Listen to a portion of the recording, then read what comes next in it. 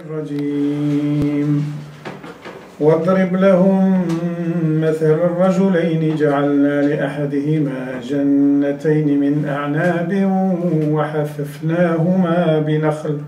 وحففناهما بنخل وجعلنا بينهما زرعا كلتا الجنتين آتت أكلها ولم تظلم منه شيئا وفجرنا خلالهما نهرا وكان له ثمر فقال لصاحبه وهو يحاوره أنا أكثر منك مالا وأعز نفرا ودخل جنته وهو ظالم لنفسه قال ما أظن أن تبيد هذه أبدا وما أظن الساعة قائمة ولئن رددت إلى ربي لأجدن خيرا منها منقلبا قال له صاحبه وهو يحاوره أكفرت بالذي خلقك من تراب ثم من نطفة ثم سواك رجلا لكن هو الله ربي ولا أشرك بربي أحدا ولولا إذ دخلت جنتك قلت ما شاء الله لا قوة إلا بالله إن ترني أنا أقل منك مالا وولدا فعسى ربي أن يؤتيني خيرا من جنتك ويرسل عليها حسبانا من السماء فتصبح صعيدا زلقا أو يصبح ماؤها غورا فلن تستطيع له طلبا صدق الله العظيم. ربنا تقبل منا إنك أنت السميع العليم. بسم الله الرحمن الرحيم. الحمد لله رب العالمين وصلى اللهم وسلم وبارك على سيدنا محمد الأمين وعلى آله الطيبين وعلى صحابته الميامين. Donc on va prendre souche sur la dernière phrase de Ja'far al-Sadiq et je me suis étonné de celui qui aspire pour une prospérité ici-bas et qui ne se précipite pas, qui ne fasse pas recours au verset coranique Ma sha'Allah la quwwata illa billah, rien ne se fait sinon par la volonté d'Allah et aucune force n'est possible sinon en Allah, par Allah et grâce à Allah. La quwwata illa billah. Car j'ai entendu Allah dire, c'est Ja'far al-Sadiq, on a vu ça la dernière fois, juste après cette formule, Ma sha'Allah, la quwwata illa billah, in tarani ana qalla minka malan wa walada, فعسى ربي أن يؤتيني خيرا من جنتك. J'ai entendu Allah dire juste après ce dua, cette formule, Ma sha'Allah, la quwwata illa billah, juste après, j'ai entendu dire et nous lui avions accordé, non c'est lui qui dit, Allah m'accorderait, ou m'accordera, c'est mieux, c'est m'accorderait, c'est au conditionnel, m'accordera au futur une oasis, un jardin plus fourni, plus resplendissant que le tien. Voilà. Et c'est juste après le dua formulé par Sahib al-Jannatayn, comme le qualifient les exégètes du Coran. moi j'ai envie de prendre souche sur ce dernier passage et développer un peu une réflexion au sujet de Dunya. Dunya et la vraie signification de ce discours islamique dans toute notre littérature moralo-éthique. On trouve très souvent une invitation à laisser tomber la dunya et attribuer aux gens qui aiment la dunya c'est l'ici-bas, dunya, dun c'est le bas. Yabtaghouna arada hadha al-adna. Adna c'est ad-dunya. Donc dans le Coran, ça a été exprimé de deux manières, au féminin et au masculin. Au féminin ad-dunya, n'est-ce pas, la chose basse, et arada hadha al-adna au masculin. Donc tout ce qui est bas, c'est ad-dunya. Tout ce qui interpelle la partie basse de l'homme, ses instincts, ses passions, tout ce qui l'attire vers le bas, tout ce qui le cloue à même le sol, tout ce qui le freine, tout ce qui l'empêche à s'envoler vers Allah, à cheminer vers Allah, à s'élever intellectuellement, spirituellement, c'est de l'ordre de la dunya. Déjà, à travers sa définition, on peut avoir un ordre d'idée sur ce que c'est la dunya. La dunya, ce n'est pas tant le fait d'avoir beaucoup d'argent, beaucoup de biens mobiliers ou immobiliers qui fait de la personne une mauvaise personne, une personne déconnectée de Dieu. On peut avoir beaucoup d'argent, beaucoup de biens, mais si on les met dans la poche, dans le compte et pas dans le cœur, si on les met au service de la bonne cause, on n'est pas considéré comme des hommes de la dunya, de l'ici-bas. En revanche, on peut être un va-nu-pied, un crève-misère,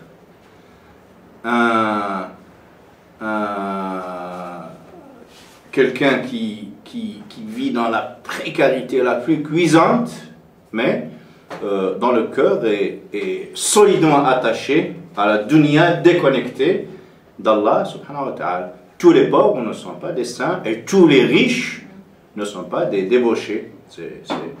Ce sont des travers, des implications, des idées reçues que l'on se fait hâtivement, mais qui n'ont aucun bien fondé coranique ou prophétique.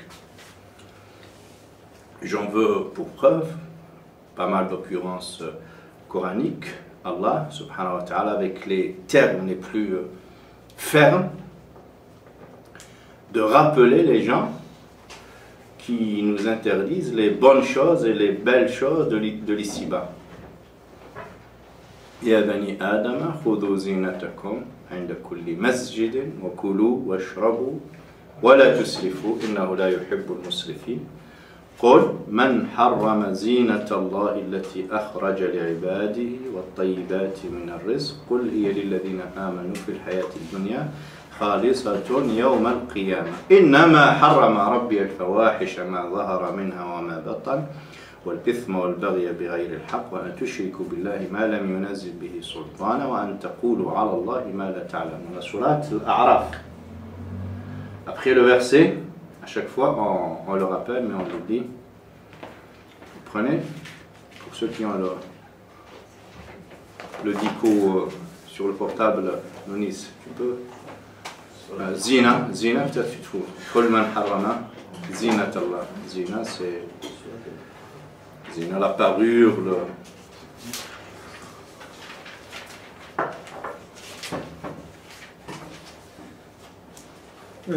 page 154. 32. Sourate 7. Verset 32. Verset 32. Sourate numéro 7. Page 154.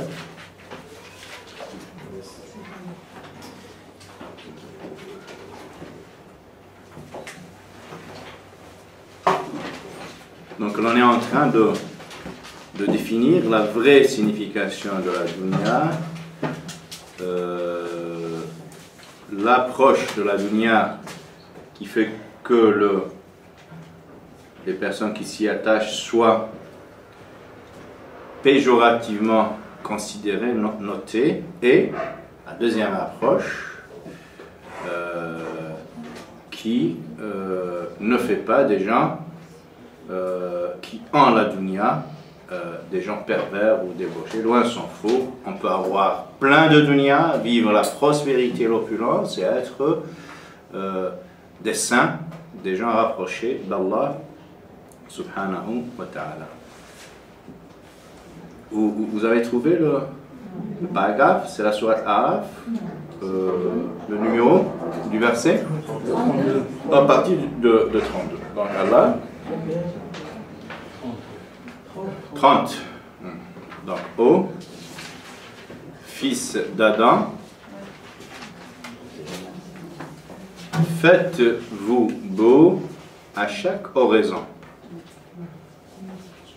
à chaque prière. D'aucuns diront dans chaque mosquée, masjid.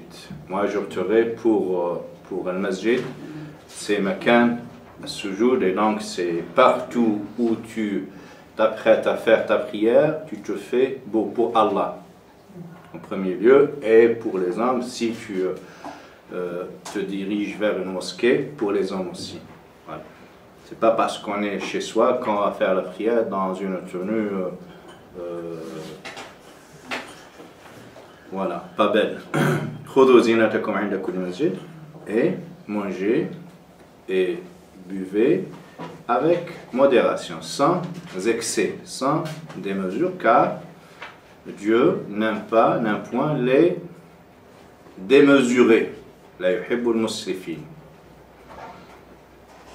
Ensuite, il enchaîne après nous avoir invités à nous faire beau, donc à profiter des belles choses, de manger et de boire, donc des bonnes choses, donc les belles et les bonnes choses à consommer, les belles choses à contempler et à mettre sur soi-même.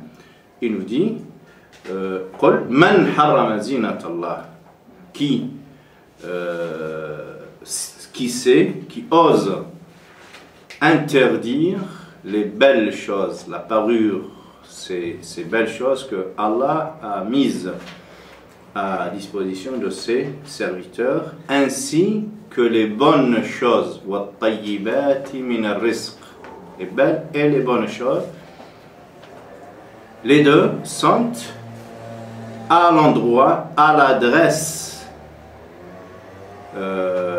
des gens pieux, vertueux, les serviteurs d'Allah, mais l'apanage de ces gens-là, lorsqu'ils rencontreront Allah subhanahu wa ta'ala lors du jugement dernier.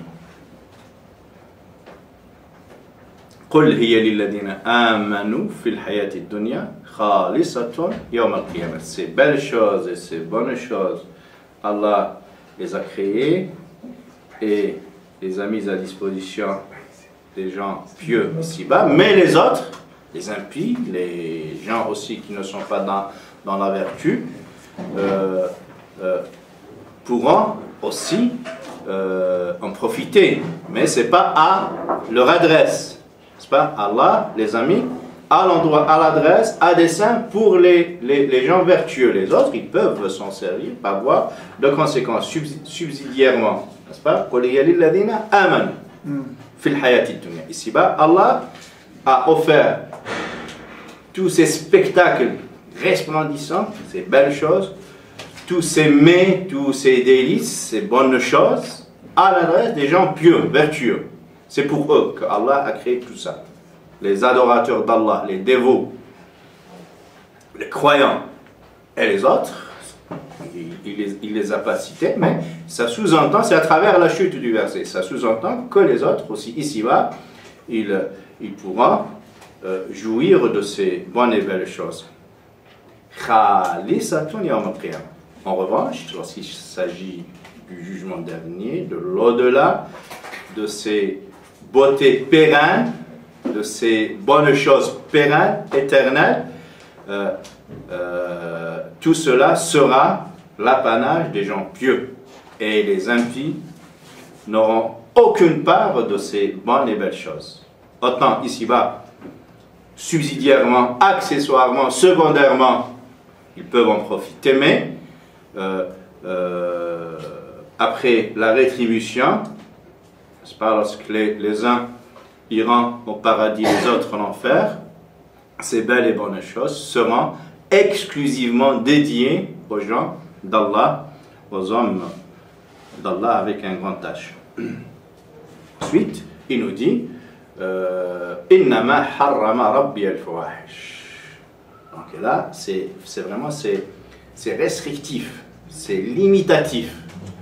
Il n'a interdit pour vous que ce qu'il va prononcer. Allah subhanahu wa ta'ala. Innama, parce que innama, cette particule, elle est utilisée en langue arabe pour restreindre, pour dire l'exhaustivité de la liste d'interdits. On n'a pas le droit de l'étendre. N'est-ce pas? Innama harrama rabbi al-fawahisha. Donc il a interdit la turpitude, fawahish, apparente et implicite. Ma zahara minha wa ma batan. Wal itham. Tout ce qui est péché, tout ce qui est blâmable, ithma wal bari, tout ce qui est transgression, al bari, insolence qui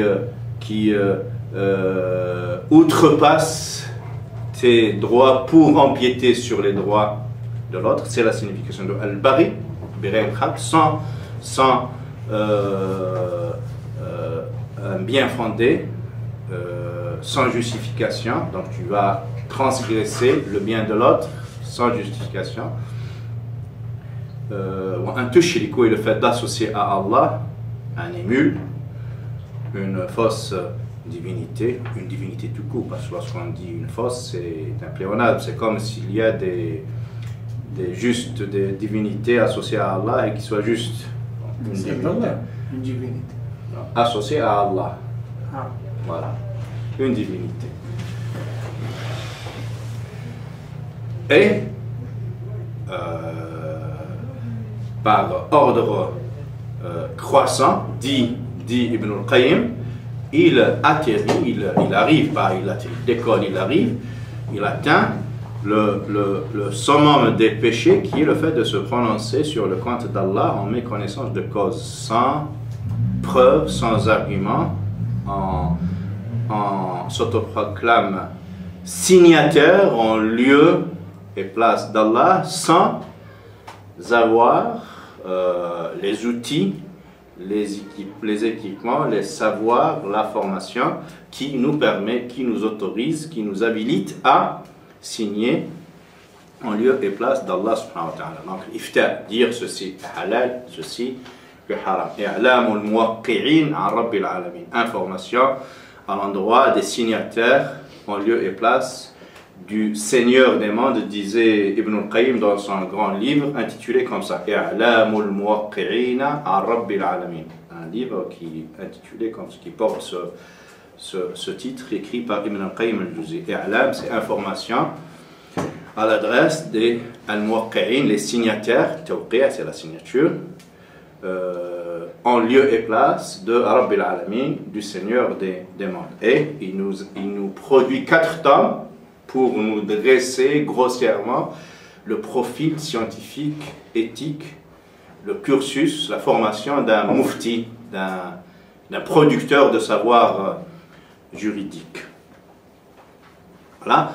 Et Allah nous dit que le pire des péchés serait justement, pire encore que associer une divinité à Allah, c'est le fait de s'autoproclamer porte-parole de Dieu, signer à sa place et distribuer le halal et le haram, les interdits, n'est-ce pas, à tort et à travers, sans argumentation, sans démonstration, sans bien fondé, sans prendre souche sur les textes fondamentaux de l'islam et sur la philosophie juridique et théologique de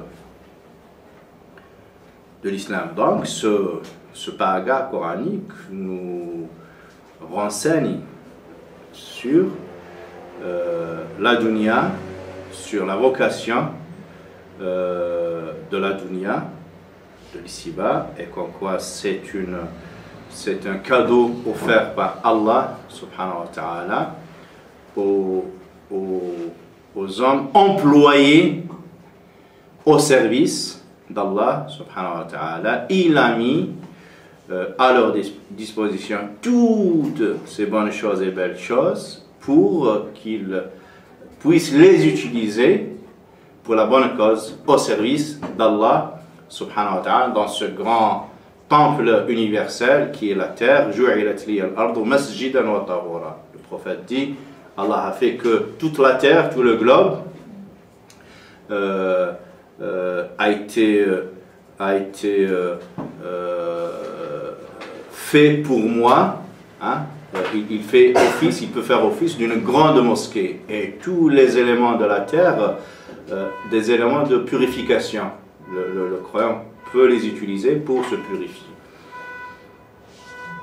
Donc, de quelques statuts qu'il procède, le musulman, quelle que soit sa situation, quel que soit son âge, quel que soit son lieu géographique, quel que soit son horizon culturel, il est l'employé d'Allah subhanahu wa ta'ala, il est l'adorateur d'Allah, et l'univers lui sert de mosquée. Donc chaque intention, chaque pas est considéré comme une prière vouée à Allah subhanahu wa ta'ala. Et tout ce qu'il y a sur cette terre, il est à son service, et il lui est permis de l'utiliser pour servir la bonne cause. Quand est-ce que la dunya se transforme en quelque chose de préjudiciable, de négatif? Parce que vous voyez, dans le long paragraphe de Ja'far Sadiq, il n'a pas banni, anathémisé de dunya. Au contraire, il nous dit, celui qui veut la prospérité, pourquoi ne fait-il pas recours à ce verset, masha'Allah, la quwwata illa billah? Donc il est permis d'espérer de vivre dans l'opulence, dans l'aisance, loin de l'étroitesse, des contraintes de la vie socio-économique, parce que Dieu sait que la pauvreté, la misère, la précarité poussent la plupart des gens à des comportements, à des conduites à la limite de la foi, disait Sayyidina Omar, le deuxième calife de l'islam. Si la pauvreté, si la précarité était un homme, je l'aurais tué. Et un autre maître de l'islam disait, à chaque fois que la précarité investit une contrée, elle invite avec elle la mécréance. La précarité, dès qu'elle rend visite à une contrée, dès qu'elle sévit dans un lieu, n'est-ce pas, son corollaire immédiat, c'est l'éloignement d'Allah, la débauche. Voilà, la précarité pousse les esprits faibles à la débauche. Pour gagner leur vie, ils sont prêts à commettre l'irréparable pour gagner leur vie, dit Allah dans un autre verset, وَتَجْعَلُونَ رِزْقَكُمْ أَنَّكُمْ تُكَذِّبُونَ. Et vous instituez la débauche, le fait de mécroire en Allah, vous en faites un outil pour gagner votre vie, pour avoir des subventions ici-bas. Taj'aluna rizqakum annakum tukadhibun. N'est-ce pas? Voilà. Donc,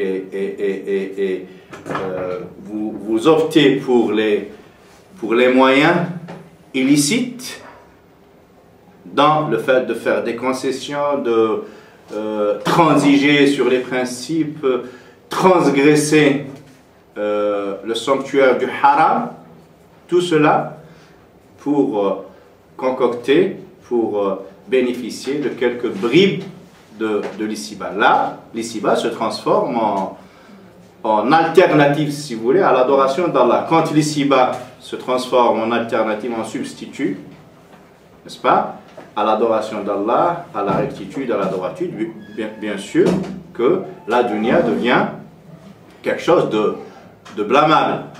Mais si on l'utilise pour bien vivre sa spiritualité, pour faire profiter à la bonne cause cette aisance, j'utilise l'argent, n'est-ce pas, les biens matériels pour consolider, pour être au secours des causes justes, la dunya aura la même valeur qu'une prière, n'est-ce pas? Le prophète nous dit dans un hadith, l'envie est blâmable, sinon dans deux situations. Le fait d'envier quelqu'un, n'est-ce pas, de le jalouser, elle est blâmable en islam, sinon dans deux choses, elle est permise. La hasada illa fithnatayni. Et cite quelqu'un à qui Allah a donné beaucoup de savoir, il a instruit, il a perfectionné son instruction, et cette personne ne cesse de rayonner autour d'elle, de dispenser ce savoir, d'élever les gens vers Allah. Voilà, donc on peut l'envier, c'est-à-dire demander à Allah de faire en sorte qu'on lui ressemble, n'est-ce pas? Et la deuxième personne, c'est une personne qui a été dotée de beaucoup de biens matériels, beaucoup d'argent, Et cette personne ne cesse, à longueur de journée, matin et soir, de le dispenser au service d'Allah subhanahu wa ta'ala, pour agréer Allah subhanahu wa ta'ala. Donc on voit bien ici que l'argent n'est pas banni, au contraire, celui qui en est le propriétaire est considéré comme quelqu'un d'enviable et que les musulmans sont censés prendre modèle et exemple sur lui. Le prophète nous dit Ni'ma al-mal as-salih lil-'abd as-salih. Quel bonheur lorsque l'argent pur tombe entre les mains d'un homme vertueux. Ni'ma al-mal as-salih lil-'abd as-salih. Quel bonheur, quelle situation de félicité ici-bas.